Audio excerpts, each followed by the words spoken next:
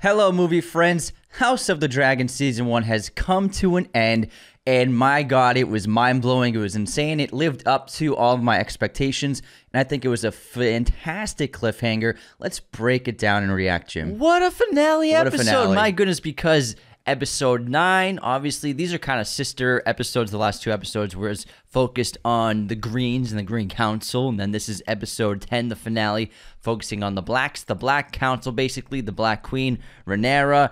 I thought there were so many incredible moments. Obviously, it is filled with yet another birth, but miscarriage, unfortunately, for Rhaenyra. I mean, there had to have been 15 births shown on screen in this season. Quite a lot, yeah. A lot. And I love how they juxtapose that with battle planning of Daemon to show really how much women suffer in this world, despite how powerful they are. They're kind of stuck in that bubble of only giving birth, but Rhaenyra is obviously breaking that ceiling. And the sign of a good television show is that I don't want it to be over. I don't want to stop watching the show. I want there to be an episode next week, and it ended on a terrific cliffhanger. But I think that this really was Rhaenyra's episode. It was Rhaenyra and Daemon's episode, and it really showed the complexity of their marriage. And yes, they're married and they love each other, and they're having children and they have a family, but still they have very different perspectives on the world and very different ways of acting on conflicts. Rhaenyra seems to be taking a lot of pages out of her father's book. Viserys was a just king, but he was also a king of peace. Viserys the Peaceful. Viserys the Peaceful. And righteousness he believed in. And I think Rhaenyra is taking a lot of those qualities to heart, because in the council room, once she's named queen, now they have to come up with a plan of what are we going to do when the High Towers and those Targaryens attack us. Her instinct is to not attack. Everyone in the council, whether it be Daemon, her other advisors, even Lord Corlys, they're all saying this act of treason can't stand. We need to attack. We need to do something. But she's remaining steadfast and patient and wise and trying to think out the situation. And I think that her strategy is really morally just, where she has this great line. I can't remember it specifically, but she said, what's the point of... She just doesn't want to rule over a kingdom of ashes and bone. Well, because Daemon's talking about we have more dragons. Yeah. It doesn't matter how much men we have or need, but... And then she said that, I know the history books, when dragons go to war, there's nothing left but ash. They burn everything. Exactly, and this is... Obviously, we saw an instance of this at the end of Game of Thrones in the second to last episode when Daenerys burned down most of the city. And... I think it's really wise for her, even though Daemon is well-read and well-versed on history and the previous Targaryen rulers. I think that his love for war and his belief in violence to solve problems can cloud his judgment. And you can see the difference where he's like ready to fight. He pulls out his sword when Otto shows up and he just wants to battle it out. And it's a good thing that he isn't in power, because it would have caused probably a terrible, destructive battle right on this day. If he was in charge, he probably would have flown out there with everything he had and gone after King's Landing. But Rhaenyra, I think, is making a wise choice by taking her time and trying to come up with a different strategy. Figure out who her allies are before she goes to war, not just going to war because all of the men around her are telling her, we must strike, whereas she's the only one that's staying composed and being smart about the situation and trying to understand their hand and try to get the best hand going forward when they eventually probably have to go to war. But if there's a way to prevent war, she's going to try to, because she was named heir by her father to be protector of the realm, not to bring destruction. I thought it was an incredible moment when she was crowned. Obviously, the tragedy of the miscarriage of I think it was a son, I couldn't tell, it looked like. And it was strangled by its umbilical cord in the womb. Really, really tragic scene. To have a miscarriage is pretty powerful, to watch her give birth herself with no help, which is really strong scene for her and the character. But then after the burning of the child's body, she is crowned in front of everyone around her, those loyal to her, at Dragonstone. And the crown was one of the Targaryen crowns was brought to her. Viserys' crown was brought to her by the twin, the Eric Cargill twin, one of the twins. I like how both twins have separate loyalties. Yeah, he's the one who helped Rhaenys out in the last episode. And I like how this episode is talking about with different knights and different people, like, who do you swear loyalty to, fealty to? Are you, you swore allegiance to the rightful heirs in line of the throne? Do you still abide by that? Your former bending of the knee to Rhaenyra, and obviously Damon's trying to figure out whose side is on theirs, who's on their side. And obviously it was really cool to have one of these twins steal that crown and just be probably one of the most loyal servants of Rhaenyra at the time. And Daemon shows his intense loyalty in the first half of this episode, how he will do anything to defend Rhaenyra and her right to the throne, just kind of like you can assume Lord Corlys was when he was young, when Rhaenys was passed upon. But then we saw a darker side of Daemon that you could probably say that he's been like a sleeping dragon inside of him. He's been more tame and more controlled and more like level-headed self-control and loyal towards Rhaenyra. But he lashed out and choked her in one of the scenes when she wouldn't attack King's Landing. That's what I think that Daemon has always been, and even though he seems to be in a better headspace recently, the last half of the season, he is still a very dangerous person. Wild card! I still think Daemon, George R.R. Martin calls him the rogue prince. He can be unpredictable, and he can be quite emotional and react erratically and selfishly. He's an extremely strong person, but that strength can be used in the wrong way, and that's an example of that.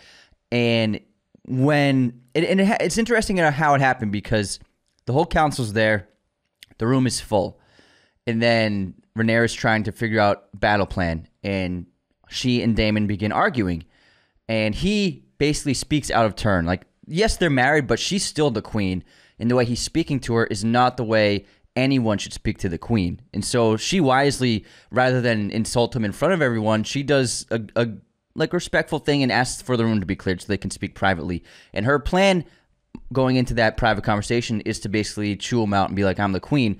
But he uses his dominance and his strength to take control of her, which is really interesting. It was a really fascinating scene to see that even though she's the queen, he does have still some grip, no pun intended, on her. And maybe that could be a problem with her, where she might be under the control of him in the future, where out of the fear of the threat of violence, or maybe he could even go further than that and threaten the lives of her children, he might have some kind of foothold to control her and sway her in some way, which could be very worrying for the marriage. It's one of the great themes of the show and the great ironies of their relationship now, where she's queen, but she still potentially could be under the control of a man, just like she has been her entire life, or how the women of the empire always are under the control of men, despite the fact that they can sway the ruler's decisions, their king's decisions, they're still controlled by men. I think that's a great ironic theme here. Even though she's the most powerful person, according to those loyal to her, he can still control her. Now,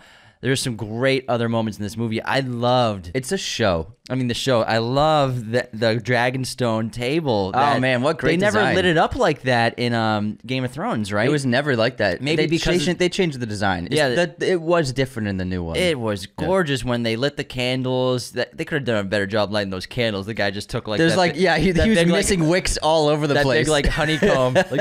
Slow it down, bro. Slow it down. You're missing some wicks. But the way it illuminated the entire map of the kingdom and the countries and the cities and who are loyal to them and then using their pawns, I thought it was really striking, really beautiful. Adds so much color to Dragonstone, which is such a dark, dreary place, and it made it cinematically was a beautiful shot. Yeah, and it relates to the theme of fire, and also I thought it was smart. The episode opened with a shot of Winterfell on the map. It was like a nod to the audience, like, guess what? Winterfell is going to come into this. We're obviously going at the beginning of season 2 because this episode was left on such a huge climax, where obviously we have Jacaerys, who goes to Storm's End to try to see if Boris will be loyal to his mother, because of his father bending the knee to Rhaenyra. Mm-hmm. So remember the pledge of your father.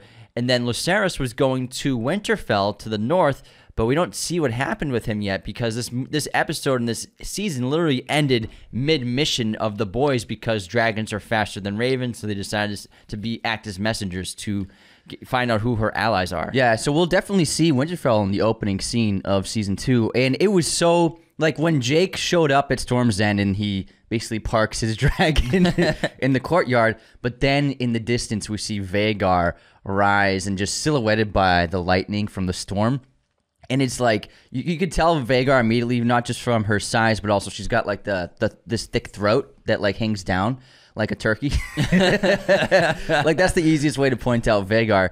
and also just her gigantic size. And when Jake's looked at the distance of her, I was like, oh man, Aemon's gonna be here. He's gonna be here. And then, believe it or not, he walks into the throne room of, not the throne room, but Boris's main room, and Aemon's already been there. He's probably been there for an hour or so talking about terms. And what's interesting is that Otto Hightower is very smart, man. He's probably the best strategist that we have in this show, because, and this is the difference between Rhaenyra and Otto in terms of strategy. Rhaenyra just sent her son to remind Boris of his allegiance, whereas Otto sent his grandson to make an offer. And that's the big difference. You could see how Boris was insulted that Rhaenyra had made no offer to him, didn't promise him anything in terms of land or marriages or alliances, just like to honor his father's bending of the knee, and that's it. Whereas Aemon promised a marriage and lordship to his family, and also I think some land as well. So Otto is a really brilliant strategist compared to Rhaenyra, who she doesn't feel like she needs to make a deal. It's like you need to trust you need to stick to your honor of your family, and that obviously is not strong enough for Boris to immediately say yes to them. Yeah, that's a great point. And before we get to what actually happens with Jacaerys and Aemon, let's talk about a really important character who we hadn't seen in a couple episodes.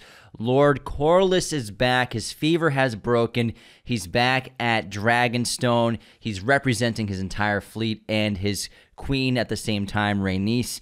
And you don't know who he's going to declare allegiance to at first. Sorry to stop. It was really smart to show Rhaenys she didn't bow or kneel to Rhaenyra when she was queen, and she made no implication that her house would be loyal or pay fealty to them in any way, because I think she was waiting for Corlys to see what his perspective was. Exactly. And I love the conversation that Rhaenys and Corlys have, where she accuses him of abandoning her and just seeking adventure at the sea to basically forget his woes. And he says, I lost everything. And she tells him that we lost everything. We lost our children. It was basically fences. Basically. I was right here with you. Actually, yeah, it's a really good point. It's very similar to 15 years. What about me? You think I want to be trapped here with you? Great movie. Denzel's awesome. And Lord Corlys, he comes to the council with his cane. He's healthy again, and he's figuring out and wants to understand what Rhaenyra's strategy is going forward with the Greens.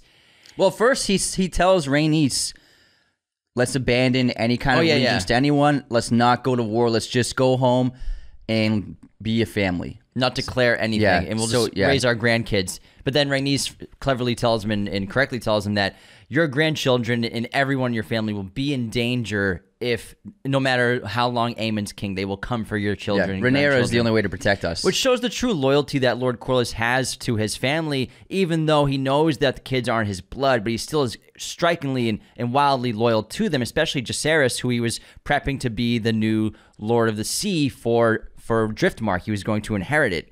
Now Lord Corlys goes to the table. He's questioning Rhaenyra about everything, and we don't know who he's going to declare to. And then he pledges his allegiance to Rhaenyra with his fleet. But not only that, but he also took control of the Stepping Stones. That's what took him 6 years to get back. They have complete control of it, meaning that they have control over the sea, which they can cut off trade and travel from to King's Landing, and basically kind of strangle them and choke them of resources and travel in this upcoming war. And that's a big win for Rhaenyra's side. To the narrow sea. Yeah, to be able to block trade and block sea travel is huge. And they end up, because of that, everyone's like, oh, we could actually have a chance here. Yeah, because the whole episode, it's like, wow, Rhaenyra has nothing. They have a couple of allies. That's about it. But they are outgunned, but not anymore. And also, even though Daemon keeps saying they have more dragons, most of them have never battled, and most of them aren't even trained for battle. And then we see later in the episode how difficult it can be to control a dragon. The thing with dragons and Targaryens is there is like a connection. It's not quite like Avatar, where they make that actual bond and they can physically move how the Avatar thinks. But there is an emotional and kind of a mental connection between a Targaryen rider and their dragon if they're well trained. But we see an instance in this episode, because I think the kids are so young still, they don't have a quite a strong grip on the dragons. And you see the connection, like when Rhaenyra's in childbirth, we get cuts of her dragon who's also screaming in pain and agony.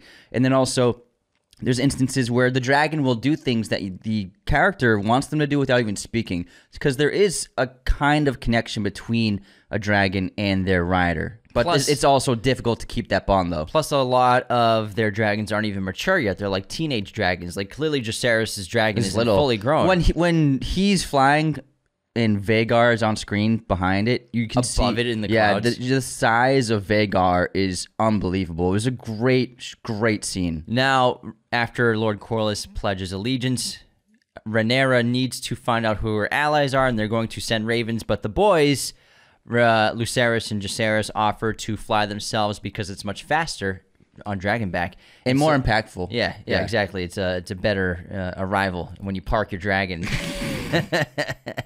Leaves a message. And so they take off. Again, Jacaerys goes to Storm's End. Lucerys goes to Winterfell, who we don't see what happens in the season. And as we talked about earlier, Aemon's already at Storm's End. He tries to attack Jacaerys and wants an eye for an eye, and we finally get the reveal of what's beneath his eye mask, and it's a blue jewels inside of there, which is so cool. Looks great. It looks creepy as hell. And if it wasn't for Boris, acting quickly and protecting Jacaerys to get to his dragon, you can assume that Aemon would have definitely attacked and probably taken an eye from Jacaerys. But the storm's happening. Jacaerys is taking off on Arax. When you see Vhagar's gone, then you're like, oh, crap. This is not good. And clearly, Aemon did not want to kill Jacaerys. He probably just wanted to scare him. He's messing with them. They're cousins. They've had this rivalry for years, their entire lives. He just wants to probably scare him or hurt him. And like Anthony was talking about earlier, these young Targaryens and Velaryons, they don't have full control over their dragons. Even Jacaerys can't fully control his dragon. And Aemon's tormenting Jacaerys and his dragon in the air with Vhagar. They're attacking him, and they're hiding out in those caverns. And then Jacaerys' dragon, his name's Arrax, right? Yeah. He blasts Vhagar in the face. Out of control, because you heard Jacaerys saying, serve me, serve me. So, yeah. So Aemon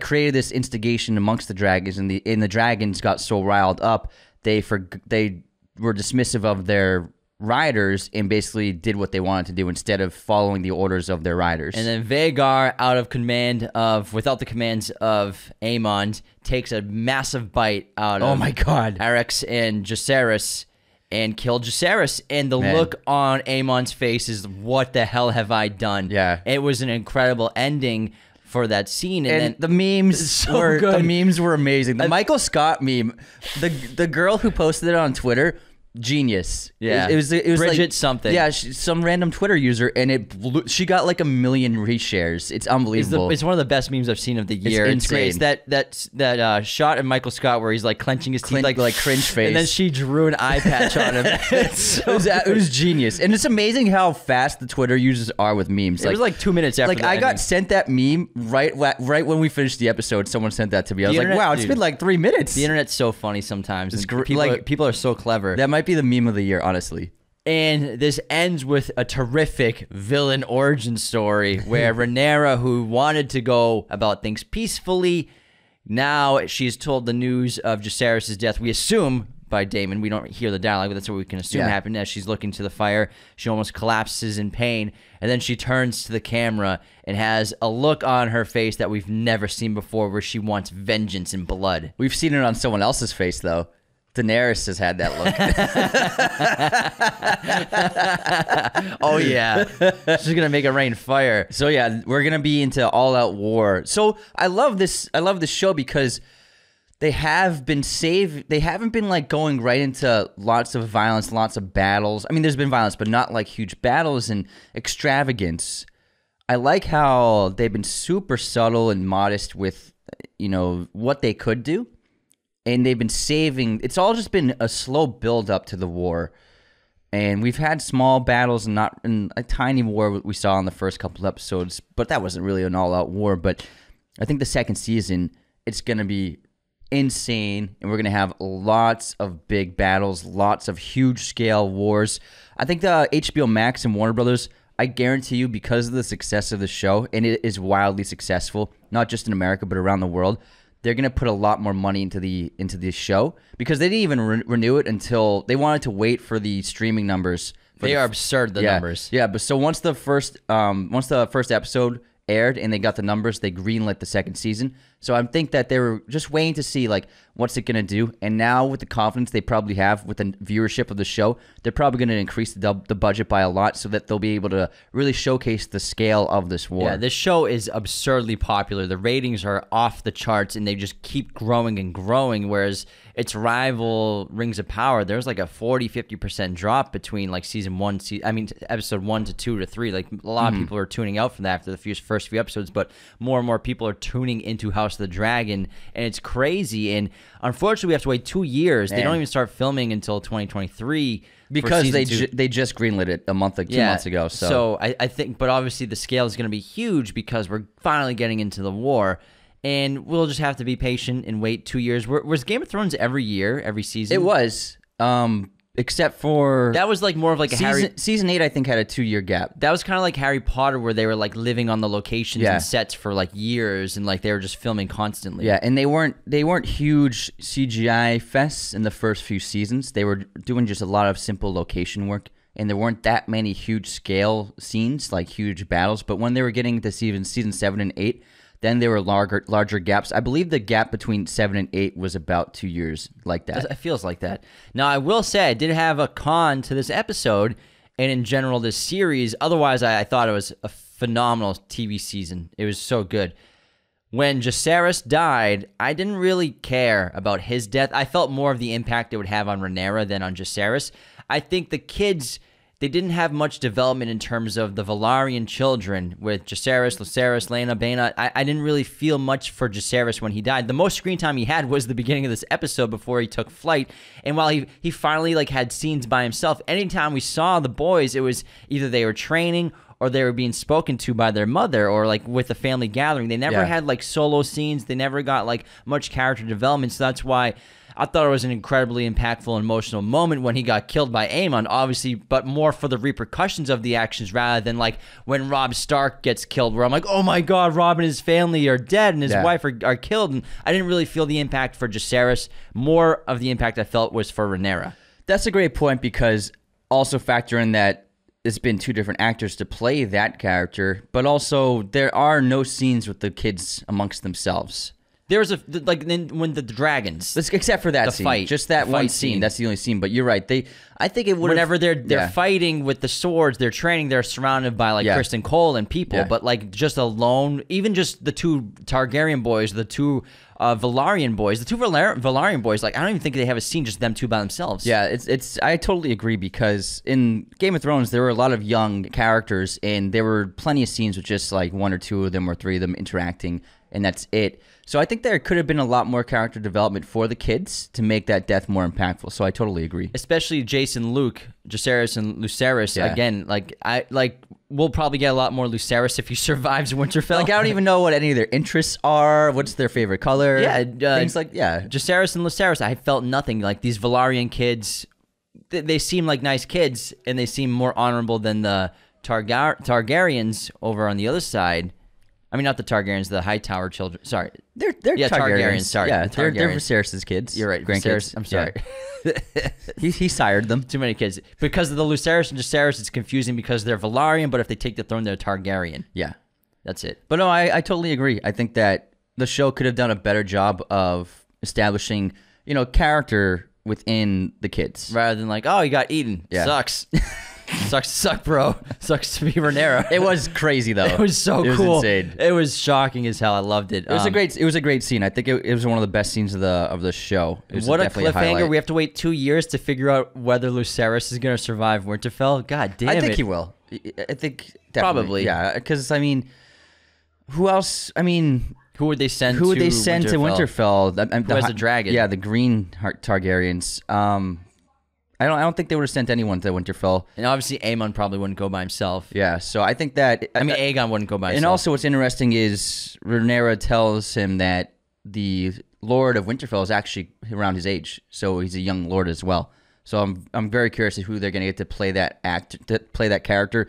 I think the Starks being so famous for fans of the show. Got to have a sizable role in the next season. I think you're right. I think it will open with like beautiful shots of like Winterfell, Winterfell. and the winter is coming. Winter's always coming. Lots of wolves. We got some animal skin jackets. Oh, I can't wait to see them, man. Fur jackets. They have all the costumes. They just got to pull them out of the closet. Maybe they're just gonna have a bunch of like 8 new great Starks, and that'll be season 2. Like Starks going crazy. People love Starks, man. House Stark is the Pretty best. cool. All right, that wraps our finale recap and review of House of the Dragon. Thanks so much for tuning into this episode. We really hope you enjoyed this show as much as we do. It's the best show on TV right now, I think. It was such a phenomenal season. I had a blast watching it, and every episode left me on the edge of my seat. Incredible production, great characters. Can't wait for season 2 in 2 years. Yeah, and kudos to Miguel Sapochnik, the showrunner of the season. He did a phenomenal job adapting the stories into the television format. He was the spearhead and the runner of the show. Wrote the first few episodes. He knocked it out of the first park. one. Yeah. And I think he's leaving the He left production. this. Yeah, I think it was too intensive. It was like 3 years. Yeah. And he also worked on Game of Thrones for some time. He's probably going to make a movie or something. Yeah, so I think he wants to do other things. But he did a remarkable job with the show. Yeah, really great. All right, thanks for tuning in. Winter's coming in 2 years. See you in 2 years. We're actually not going to have any episodes until then. Yeah. Hiatus. We need a break, okay? Thank you for watching Raiders of the Lost podcast. Be sure to hit that subscribe button, hit the like button as well, notifications for sure. Listen to the show on Apple Podcasts, Spotify, everywhere you can listen to podcasts, and be sure to check out this other content we have on our YouTube channel.